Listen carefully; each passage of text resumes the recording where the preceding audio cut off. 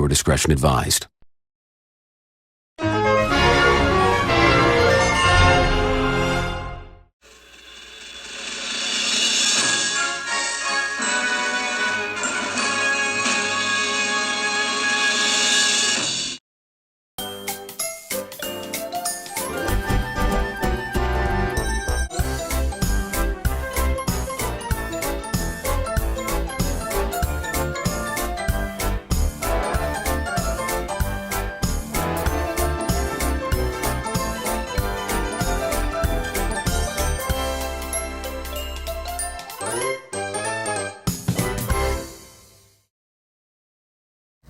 Autumn had come to the Southeastern Railway.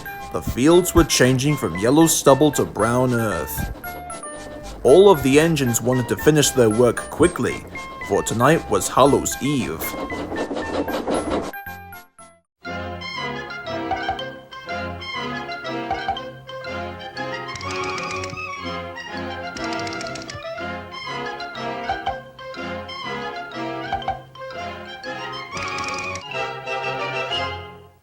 Tombo and Jimbo were very fond of this holiday very much, except Presley.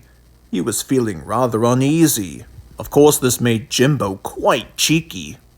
That night, the skinny controller showed up and spoke to the engines. "Presley, I have a very important job for you. I want you and Jimbo to collect some trucks full of scrap iron and take them to the smelter's yard. Please be back by midnight. There's a Hallows' Eve party at the station." Aye, sir, but I think you must know how I feel about this type of holiday. No need to worry, Presley. By the time you remain calm, you'll be back in time. And then the skinny controller left. By this time, Presley was feeling worse than anxious. He thought the scrapyard was too unnerving. Jimbo started to chuckle. Looks like we've got a scary engine as our friend here. Jimbo, just can it, will you? Don't want to scare the little guy. Presley, pay no attention to Jimbo. I'm sure you'll make it back in time. Scare the engine. Looks like we're going to have to go to the spooky scrapyard tonight. Okay, we get it, Jimbo. Oh, thank you, Tombo. Wish me luck, I guess.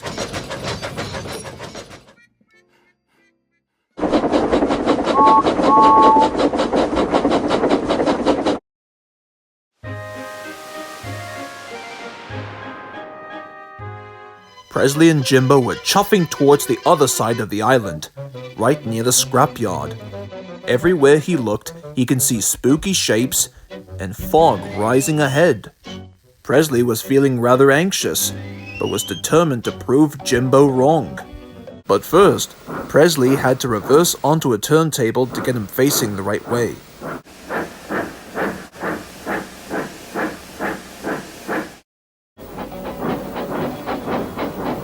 Little did our Presley know that Jimbo was just standing in front with his buffers a few inches away from the table.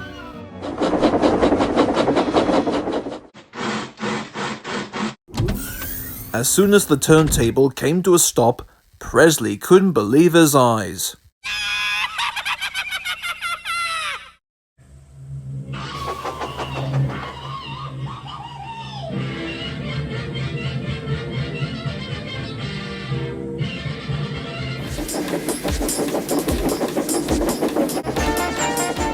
Soon Presley was racing like a rocket, just a few miles away from Jimbo and the scrapyard.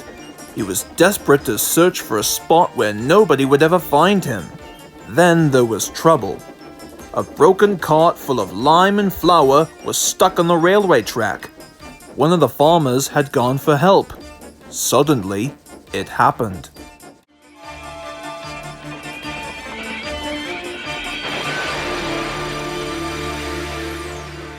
Presley broke the cart to smithereens. Lime and flour lay everywhere. Soon he puffed quickly to the junction where Tombo was waiting. While Presley's engineer explained what had happened, Tombo could only chuckle. My word, Presley. Looks like you better be cleaned up quickly, or people will start thinking that you're some kind of spook. Oh, wait a minute, Tombo. Let's still pretend that I'm a spook and scare Jimbo. That'll teach him to be cheeky. Tombo couldn't agree more.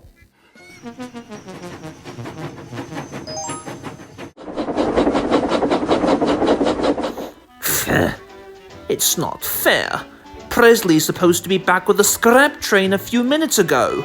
Where could he be? Actually, I think he's been involved in an accident.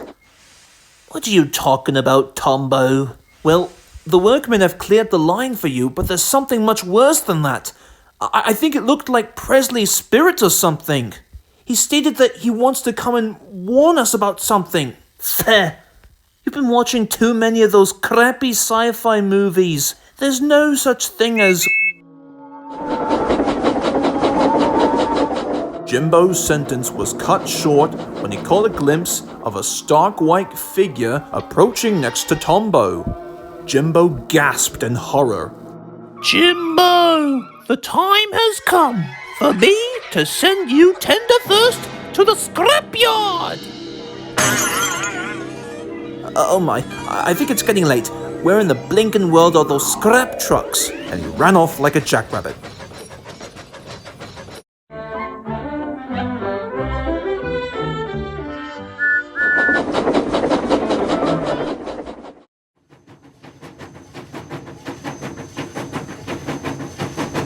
It was morning when Jimbo returned.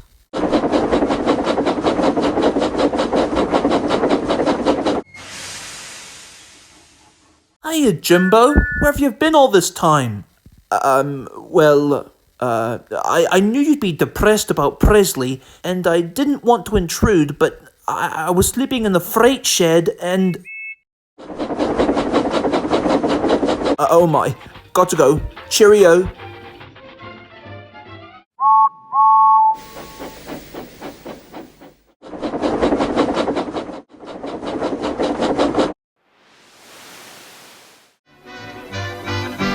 Well, what do you make of this, Tombo?